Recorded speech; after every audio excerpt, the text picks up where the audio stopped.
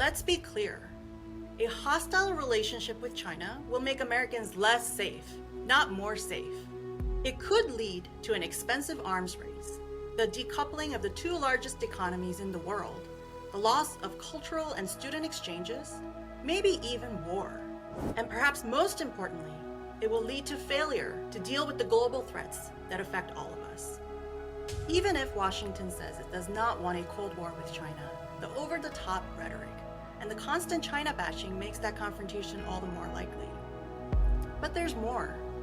One of the most troubling consequences of the anti-China foreign policy is the impact that it's having inside this country.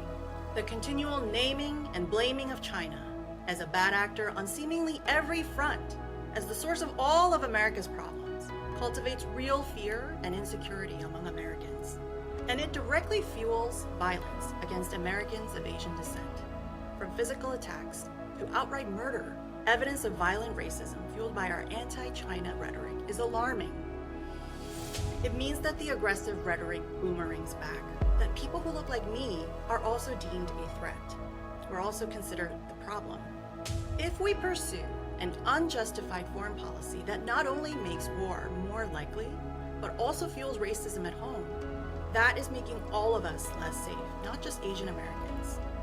There is a clear link between the militaristic foreign policy that we're seeing today and the rise of anti-Asian discrimination and hate crimes. And the Quincy Institute is helping to expose it through analysis, public education, and advocacy. Anti-Asian violence is one of many negative consequences of a flawed China foreign policy. All the more reason for a more rational debate about U.S. China relations, not inflammatory rhetoric that heightens paranoia and xenophobia at a time of unprecedented loss in our country. We owe it to Asian Americans and we owe it to ourselves, because that approach actually benefits America's security.